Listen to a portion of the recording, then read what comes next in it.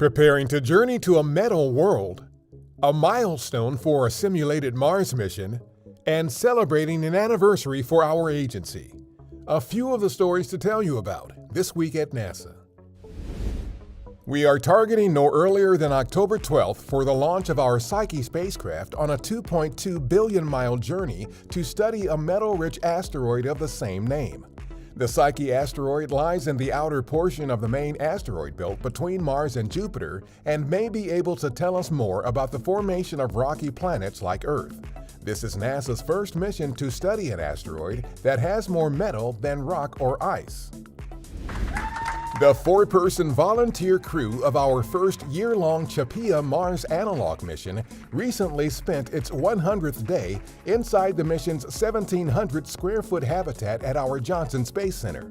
The crew is simulating activities astronauts will do during future human missions on Mars. Lessons learned through Artemis missions on and around the Moon, along with simulated missions like CHAPEA, will help us prepare to send astronauts to Mars. October 1st marked the 65th anniversary of NASA officially opening for business. The agency was created to lead America's civilian space program in response to Soviet advances in space exploration. It also incorporated elements of its predecessor, the National Advisory Committee for Aeronautics, which had been founded to advance aeronautics research. Within days of opening, NASA began work on America's first human spaceflight program.